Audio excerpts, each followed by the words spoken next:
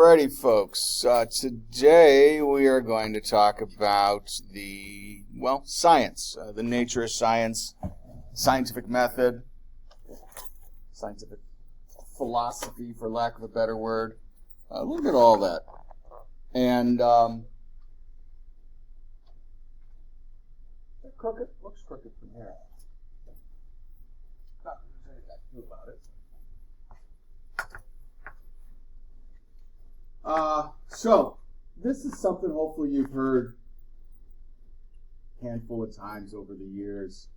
I'm not apologizing for that. I think that the more you hear the scientific method, the more it's presented to you in different ways, the more easily you can understand it. And I don't profess to completely understand it myself either, because anytime you talk about the nature of something, you know that it is not just black and white. Very few things are.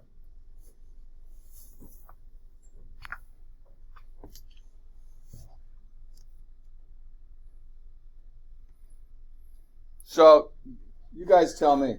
I know it's early to play Q&A, but somebody give us a part or something of what is science? What does science mean to you?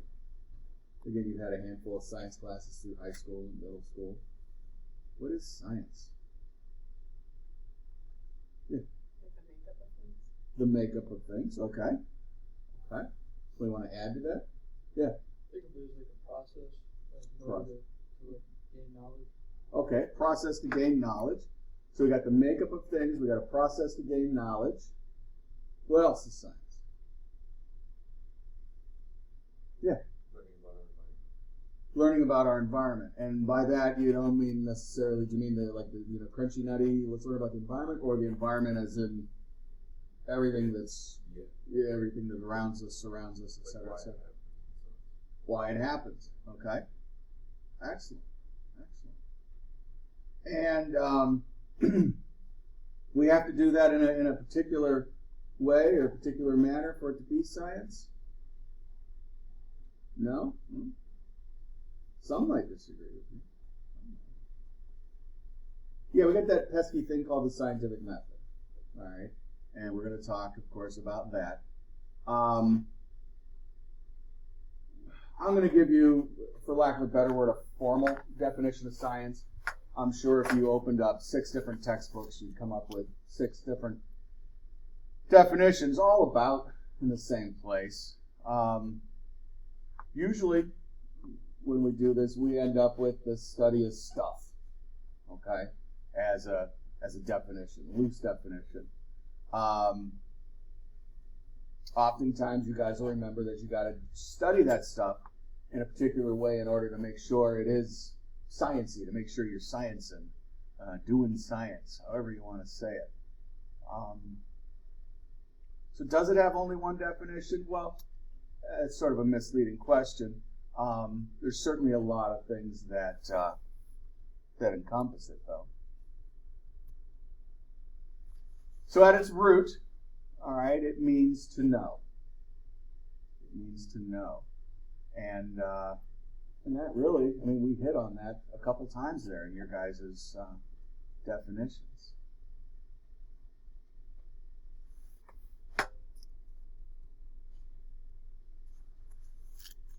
So, here it is, the scientific method. You probably, I remember getting frustrated back in whatever grades it was. You finally memorize this dang thing, and then you have another teacher who has one more step or one less step. All right? And you're like, well, how can it vary? How can it? They go on and on and on about it being this super important process. How could the amount of steps vary? What varies is not exactly the amount of steps, but the focus at which you want to look at. Because for the most part, you guys are coming in with, I assume, not a whole lot of science background. I put an extra step in myself just as a matter of explanation, for lack of a better word. So I may or may give you more steps than you previously learned. Okay, so what is the scientific method? And again, this could really also double as a definition for science, okay? It's an orderly, logical approach to gathering and analyzing data about a problem or a question. And of course, the goal is to arrive at a logical solution, right? And that pretty much puts it in a nutshell there. So going back to my wonderful definition of the study of stuff, why are we studying this stuff? Well, because this, all right?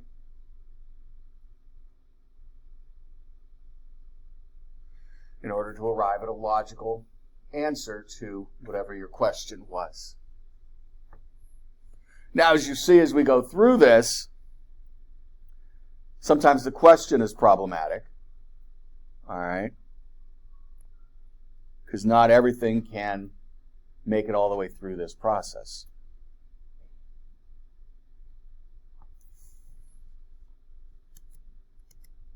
Oops.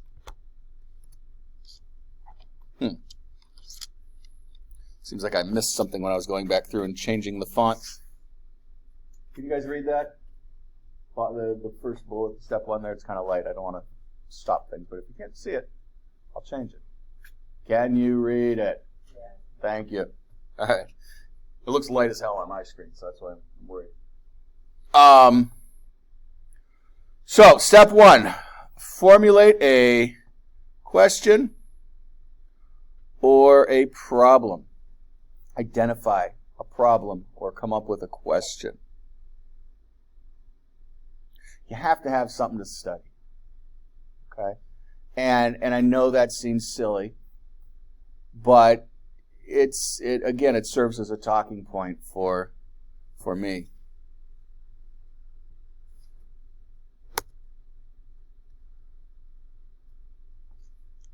So it has to be able to be based on observed phenomena. And it doesn't have to be a totally new question. You can just think that you might have a better answer. It's just something about it never really sat right with you. And like, that Mr. Einstein, he's a smart guy, but this just doesn't sit well. I think maybe it works like this. And as long as you can get yourself through this process, well, you can become the next Miss or Mr. Einstein or whatever your last name happens to be that people are, quoting for 100 years. I don't recommend the look. You go your own way with that one, but that's the point. The question goes a lot further than that. A lot of the times you hear that science for science's sake, they're just keeping themselves in business.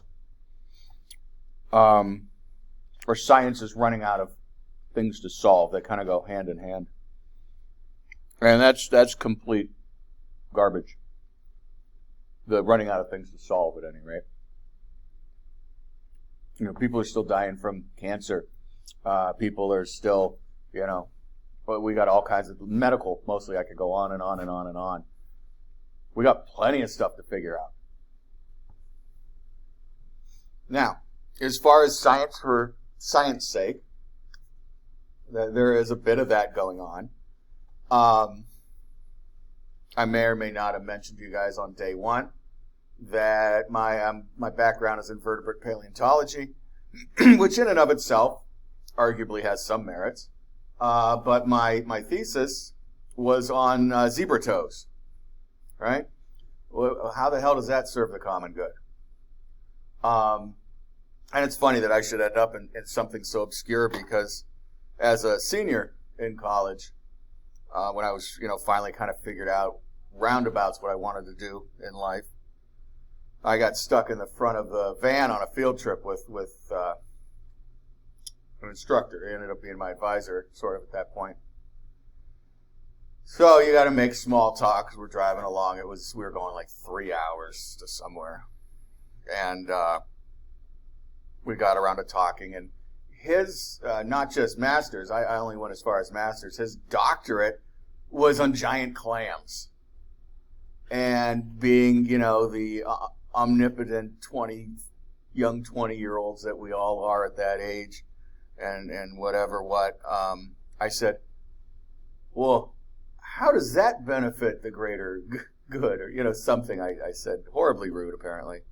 And he stammered and stuttered for a little while and mentioned that, it helps us as scientific body of general knowledge organize the understanding and blah, blah, blah, ecosystems and blah, blah, blah. And, I felt bad afterwards, and here I am still talking about it almost 30 years later. So I apparently felt bad about it too, but again, it serves as a good talking point. There is that argument for general body of knowledge, right? You could Google the strangest stuff out there. Especially nowadays when you don't have to go to the library and pull out journals and so on and so forth. You could, start looking at one thing and end up looking at something so tangentially related. And that body of knowledge is fed by other bodies of knowledge and so on and so forth. So, did his study of giant clams help somebody save cancer? Well, probably not, but you always hear about these people out there in the middle of the Amazon discovering new species every day, and maybe one of those, some venom from a snake, some not pollen from a flower, but something from a flower, medicinal herb ends up being. You never know. And so, like I said, even though sometimes these things seem really strange, it all contributes. Now, the big problem here is the observable phenomena. Somebody brought up ghosts the other day, right? That's a toughie. You see these folks. Well, let me ask you, is ghost hunting, is that science? They got cool-looking tools, right? They're looking at energy. Again, it boils down to how far can it go through the process. Some of you may or may not know a little bit about physics. They're not seeing, and even in chemistry, they're not seeing a lot of this stuff they're telling you about in class. We're going to talk about quarks on Thursday. We've never seen a quark.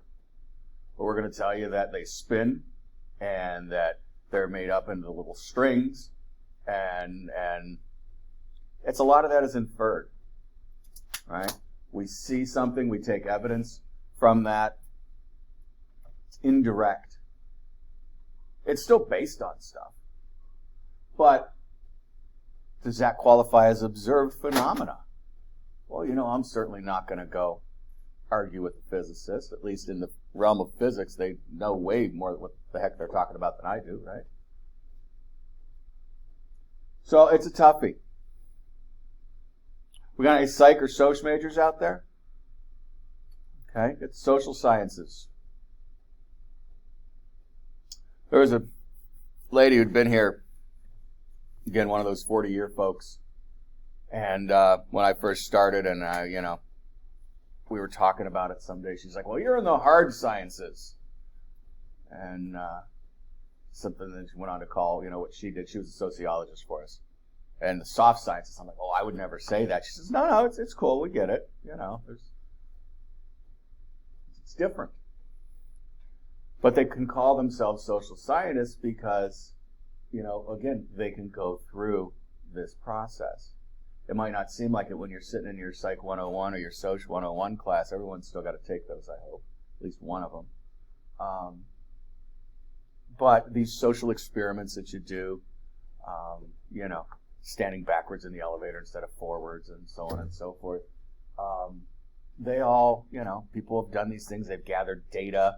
They've compared the data, repeated the experiment. These are all things you're going to hear. So But back to ghosts.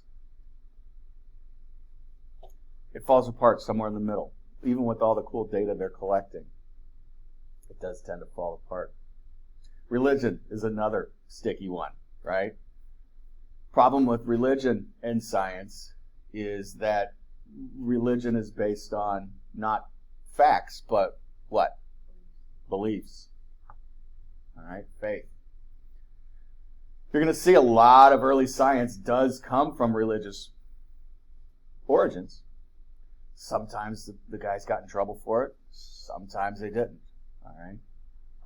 Depends how horrific the things were they said, or more so whether or not the people above them understood what the hell they were saying. But nowadays, I mean, it hasn't gone away. It's still there. And heck, now it's even worked its way into politics, right? So there's a lot of ways where you get tangled up in stuff. And as I said, my addition of this question step, actually really important. So step 2, gather and analyze data.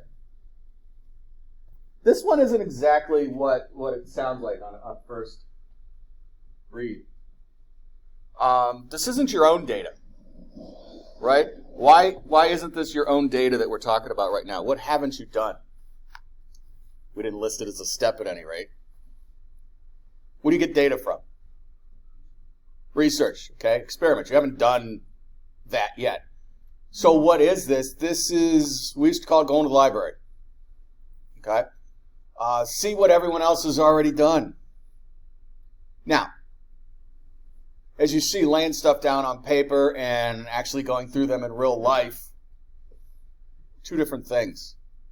I argue, and this is why I said I don't totally understand the scientific method myself either. I argue that you wouldn't have been able to come up with that question, right, in the first place if you didn't know a little bit about it in the first place. You know enough to be dangerous, as they say. Start questioning things. But regardless, at this point, you go back in and you say, okay, well, this is what I've kind of gleaned over the years.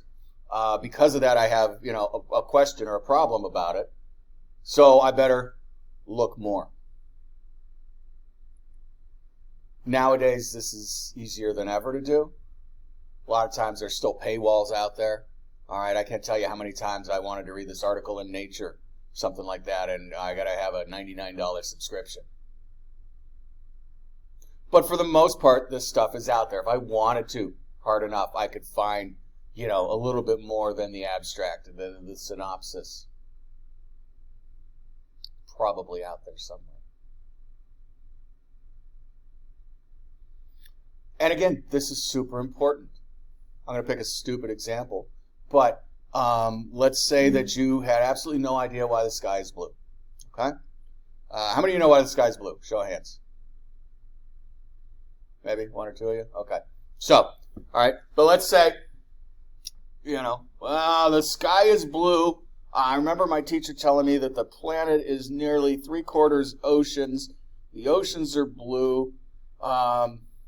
I know that sunlight and it reflects things, and it's so I'm going to say that the sky is blue because the ocean, the sun reflects off the ocean and it makes the sky look blue. I've seen that happen in real life. That's probably what's going on. Well, about 35 seconds on the internet nowadays, again, it's a lot easier, will tell you that that's completely and utterly incorrect. All right, you could have wrote this whole paper, suckered somebody into giving you funding, and so on and so forth, when a little bit of research would have told you that the sky is actually blue because nitrogen is our primary elemental component of the atmosphere, and nitrogen is just the right size as an atom to bounce blue wavelengths better than any other light.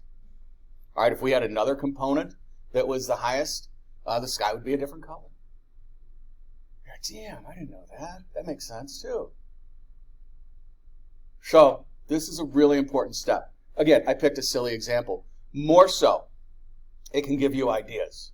All right, thoughts. And you're like, well, wait a minute, isn't that stealing? Isn't that cheating? Well, no, you got to cite it, right? such and such, 1963, stated that this, and this. But I think if you look at their research, if they had done this instead of that, you know, like you watch your friends a lot of time, you're like, why did you do that? Well, sometimes when you're reading some of these papers, you're going to feel the same way. Like, oh my God, just do this, you moron. And why would, you know? It's a starting point. Why rebuild the wheel, as they say, right? So that's why you do this stuff. But again, I argue it is sort of nebulous. You've probably been reading up on it already a little bit. But this is formal. Going back, really digging in, taking notes this time, you know, all that stuff. A hypothesis. Hypothesis. All right.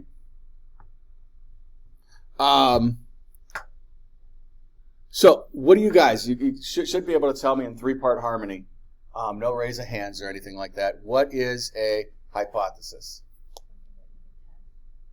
Something that you could test. Excellent. Not tell me what they ingrained in your heads in the last 12 years of school. An educated guess. Blah. Thank you. That's exactly what I wanted to hear. An educated guess. Something you could test is totally awesome. So, educated guess. That's horrible. For a couple reasons. Okay, you're not guessing. They're not guessing. We just talked about the research. We talked about the thoughts, the ideas that you had. A guess is, and you can tell because they put the word educated in front of it. Well, they're smart in their guessing, so, you know, it's better. Not that this is overly wordy. Feel free to paraphrase me. Tentative explanation, okay? Now, tentative explanation sound better than educated guess? Obviously, I think so. But is it any more solid? No, not really. But I think it sounds more scientific, more apropos. Tentative explanation of the observed phenomena based on some data collected, all right? And again, we're talking about collecting data. I don't mean to confuse you. You haven't done your own experiment yet. But you've done research. Excuse me.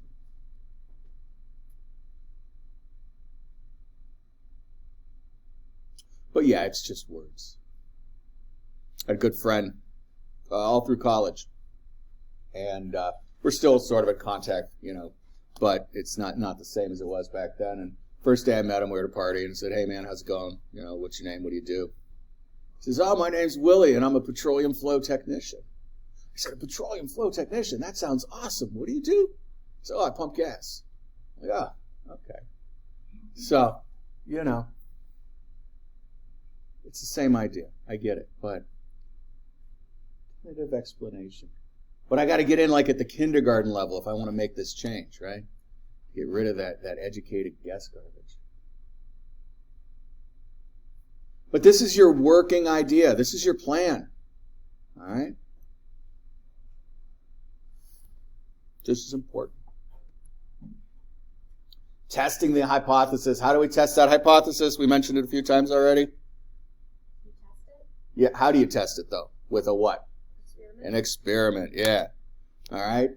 The experiment. For those of you that actually printed out the PowerPoints, there's hardly any surprises in this anymore, but that's okay. So the experiment is tough. It's arguably the hardest part of this because you need to support your idea without sort of purposely proving the point.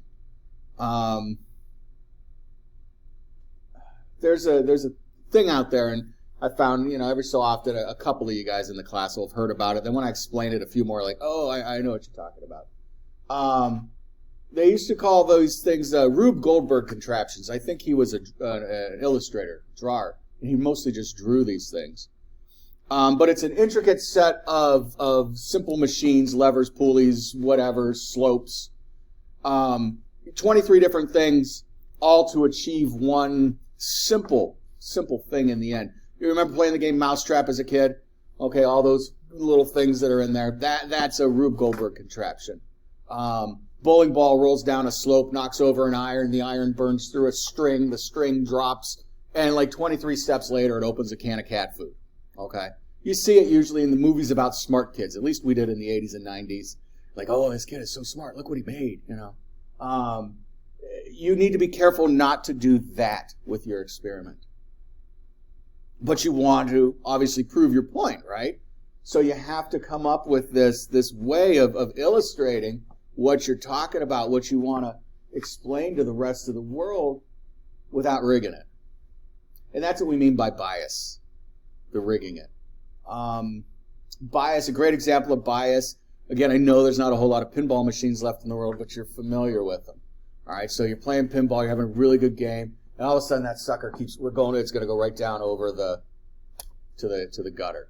So what do? You whack the machine just a little bit, hoping not enough to tilt it right, but enough to kind of roll it over so you could get it with the flipper. That's a bias. Now, whether that's you flicking the test tube or some other thing, some other version of that, you got to be careful not to induce the bias. That's the scientific word for it. But every other example I gave you is on par there. And that's why we present our data. That's why we share our ideas. This is one place where Hollywood, who I know is usually a bastion of truth and everything else, where Hollywood misleads you a lot about scientists. It may not be a huge circle, all right? But in the very beginning, you have a handful of people that you go to and say, hey, man, check my math, at the very least. Does this look right? Does this sound right? Okay, yeah, sure, there's some secret stuff going on out there. Whoever comes up with the cure for AIDS, a cure for cancer, so on and so forth, you can keep that under wraps for a little while. But everything else, these guys studying black holes and so on and so forth, they're out there sharing with their community. All right? And again, for good reason. You want to make sure that you didn't forget something stupid. Forget to carry the one, but minus instead of a plus, whatever. So experiment is tough. A theory. So, a theory is I'll give you the, cat out of the bag here. A theory is a hypothesis supported by experimental data. Okay? That's, I think, next slide right here. Yeah, I must have read these before, huh? Hypothesis supported by experimental data. Doesn't sound like a whole lot.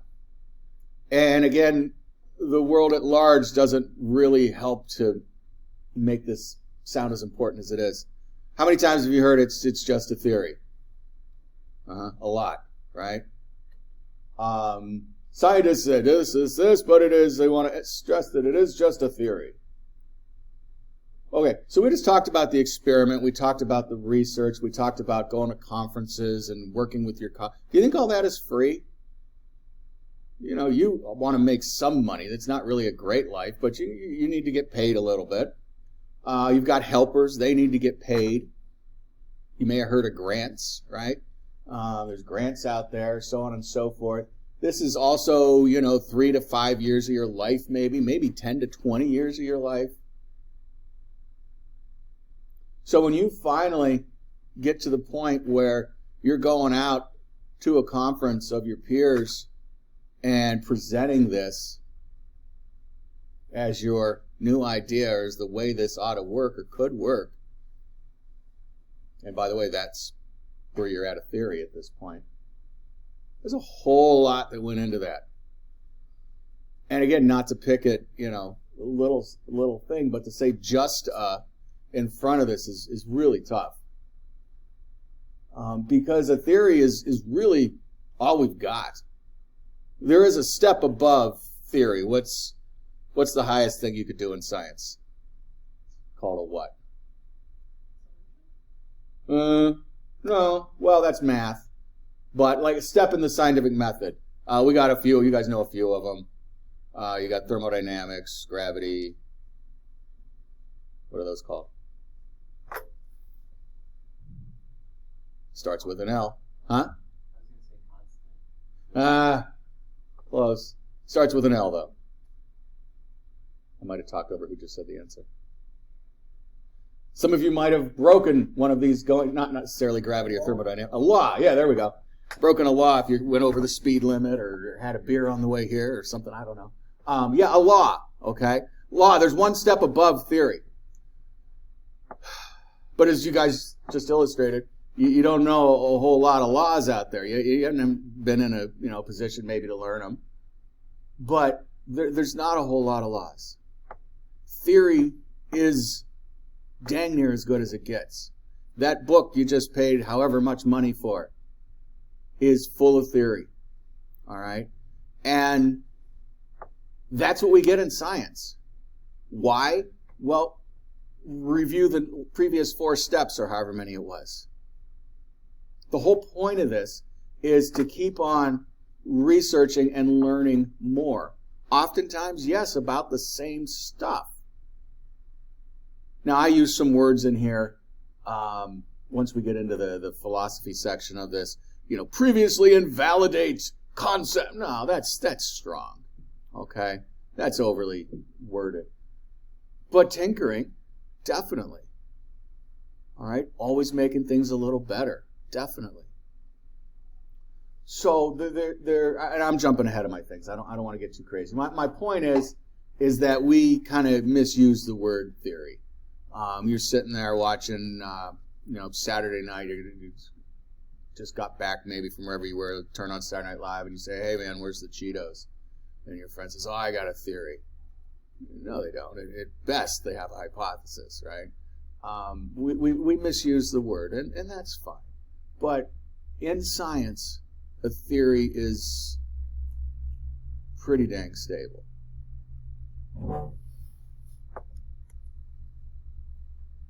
So the last step, as I said, is that a theory becomes a law. And there's no time limit on this. After 100 years of everyone, believing you or not being able to disprove it or whatever. But at some point, just, sort of collective agreement, things do get bumped up. So you guys know a few bit more. I was just fishing for words earlier, and it wasn't really fair of me. You've heard of law. You may not have heard of thermodynamics, but you know gravity. You guys, there was Newton's laws, right, of motion. A handful of laws out there. But compared to theory, not a whole lot.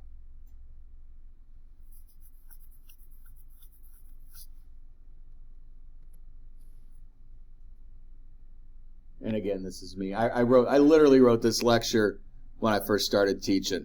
And for whatever reason, I haven't tinkered with it. So some of this stuff, like I said, is a bit flowery, overly verbose.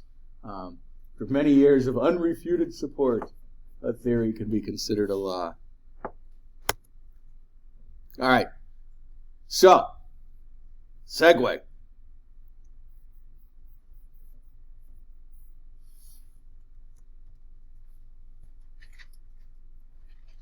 Theories and laws are not absolute. I just told you it's the best we got, but that's not a fact? No. It's not a truth. Don't even get into what a truth is or isn't. Everything's set up to change. I said don't get into truth. No. Okay. But yeah, everything, the whole thing is, it's rigged. It's ongoing. As long as we keep studying, right?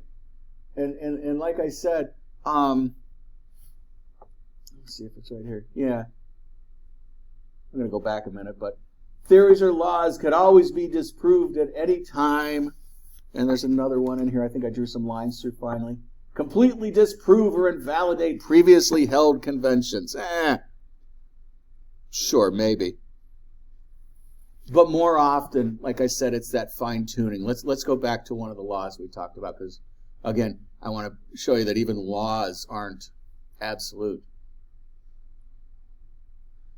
So, gravity. We all know it. We love it. We trust it, right? I believe in gravity. You should too. It's a good thing. So we had this guy talk about it a long time ago. Who was it? The apple from the tree? Newton, yeah. And then Mythbusters went and said, yeah, that probably wasn't even a real situation. Oftentimes, we make up stories to help explain ideas. We'll never know if he was really sitting there under a tree and an apple fell on him and an idea came to him. But that's the story. That's cool. And that held for years. I drop my piece of cheese here. I let go of it. It's going to fall. Why? Well, because gravity. Do half of us know what gravity is? Caused by, etc.? Maybe. But, so there's a handful of people that actually did understand what Newton said really well, too. And then they started looking not just at apples and cheese, but they started looking at stars and galaxies. And they're like, okay, I don't think that works here. I mean, yeah, sure, gravity is this, but when we look at it on such a large scale, and 10 years later, we've got relativity. Heard of the theory of relativity? All right. That's large scale gravity. So then we go a little bit longer, another couple decades, and we start looking really, really small at stuff.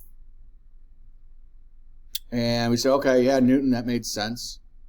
Newtonian gravity, that makes sense at our normal scale of things. Relativity, Einstein. All right.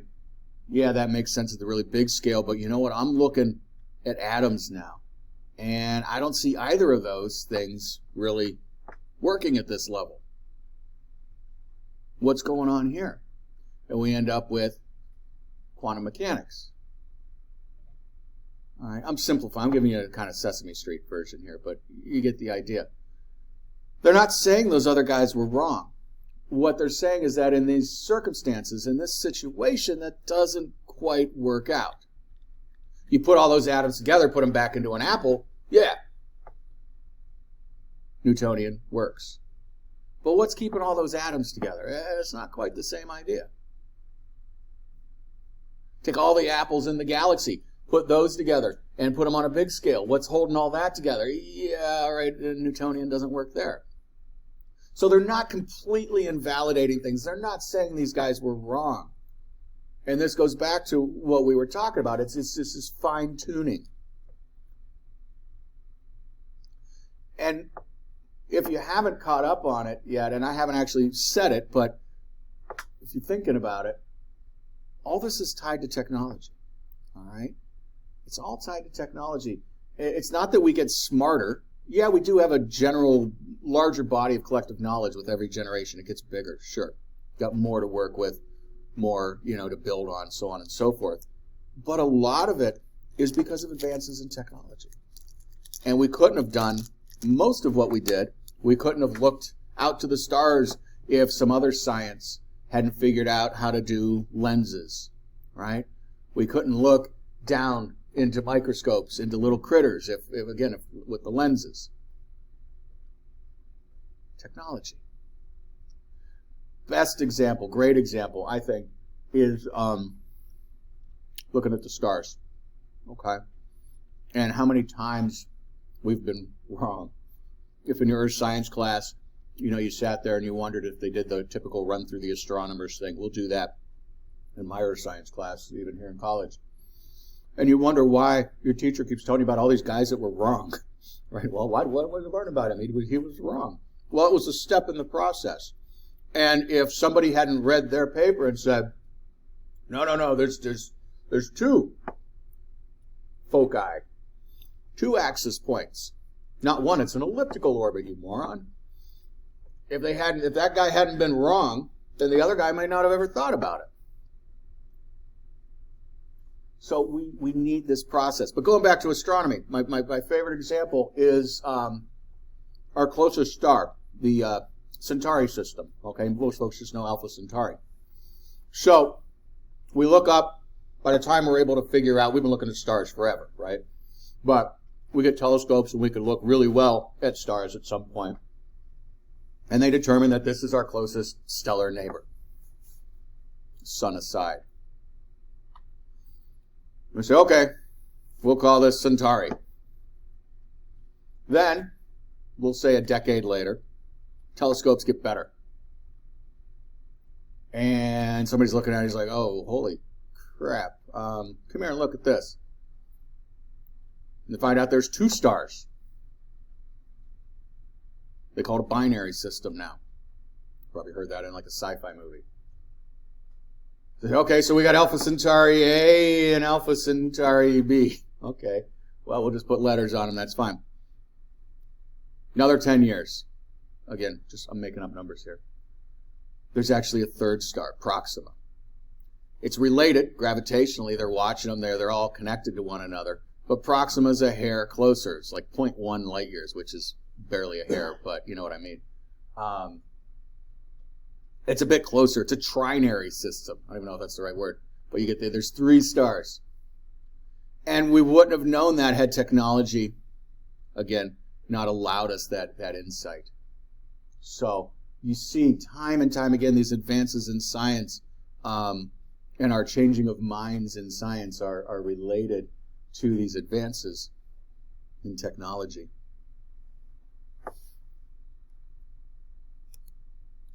So as I said, don't worry about this stuff. There's lines drawn through this for a reason. It was silly of me, but again, I leave it here, for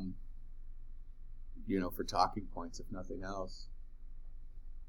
But new evidence can be discovered at any time. That is the point, right? We keep on studying. We keep on researching. And even once we do find a cure for something, we want to end up refining it, because more than likely, that first round of cures, you're going to need 36 shots, right, to fix it, or 5 years worth of treatment. And then somebody works on that, and somebody else works on it, and then we get it down to 1 shot, after, again, 10 years or something. So there's always that refinement.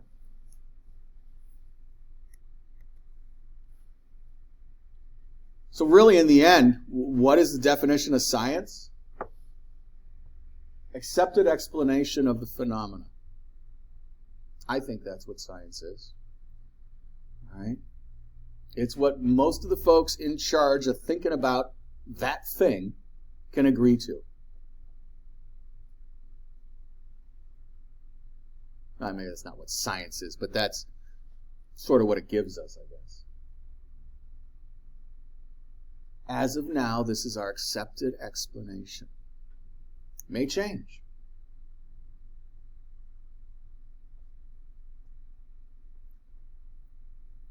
You can call it a mixed blessing if you want. You can call it a lot of things. But we lived through the scientific method 3 years ago or so. I've lost all track of time since COVID, but that's what I'm referring to. And oh my gosh, the frustration of people with science. Did you pay attention to that? Maybe you were one of them. I certainly was as well, but I had this little bit of background. Science isn't meant to happen that fast. Okay? And sure as hell not in the public eye. Because again, you're in business, you're in this, you're in that field. It doesn't work that way. You're at a certain point in your life, you've met a handful of sciencey folks, right? And they're different than engineers. They're different than business people. They're used to, this process. They understand it takes time. But for goodness sakes, people were dying. It was messed up, right? We had to do something. But you throw into that mix regular media, social media, politics, and oh my God, it was horrid. Absolutely horrid. And everyone kept saying, well, these morons changed their minds again. Now you told us to wear masks. Now you're saying masks don't work? What the hell? Well, yeah, because we had you wear masks for 3 months and it did this or it didn't do that. It's called data. And I don't say, well, I'm not a scientist. I'm a teacher now, okay? I have a science background, but I'm not a scientist. But I have a little bit of insight into that. So it's called gathering data. Yeah, usually wearing that. And I'm not saying masks don't work. Please, I'm not. We're mask wearers in the Joppo household. I'm not saying that. But they did. Fauci, right? Remember him? He went back and forth a couple times. When are you infectious? When are you not infectious? Yeah, we had some previous data from other colds, other flus. Okay. We applied that. We came up with a set of rules. And then they paid attention to the damn data. And when that didn't work, they tweaked it. But again, you don't usually see all that going on. You don't hear about it on an up-to-the-minute basis rolling through on your television with these little things at the bottom, the scrollers, whatever they call them. Oh, it's horrible. Absolutely not meant to be done that way. So, yeah, we lived through the scientific method there. And months, let alone a couple years, is not enough time. Not enough time. They did amazing, okay, with what they had to work with, the amount of time they had, the knowledge they had, okay. And I'm not talking about I'm not talking about politics and whether mandates are this, and none of that BS. Just figuring out what they figured out as quickly as they figured it out and implementing it as best as they could. And it went pretty damn well. And even at that, we lost a lot of people, right? It's tough. And we're still losing people. Because I think in a large part of the misunderstanding, the mistrust, the confusion that was created in that year and a half or whatever it was.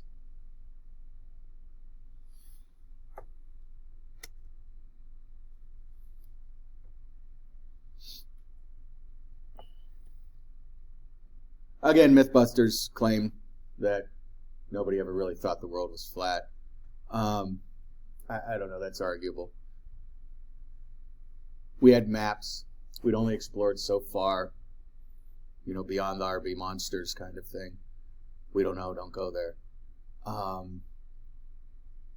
Christopher Columbus, gets all this. Well, he made it circumnavigated, and he didn't even circumnavigate, he made it across the big ocean.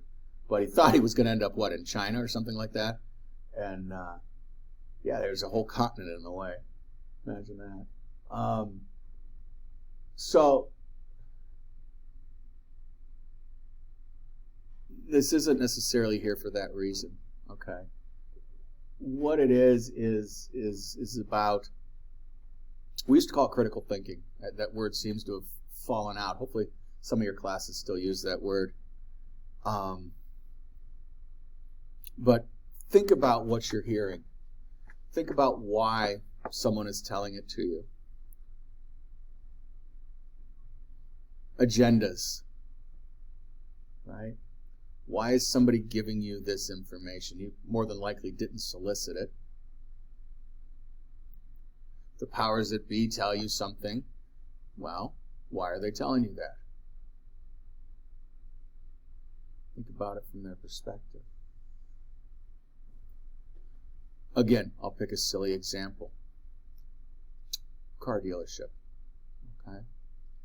No matter what car you look at and you walk into the lot, that's either going to be the best car for you and your family, or guess what? The person talking to you's got one that's even better.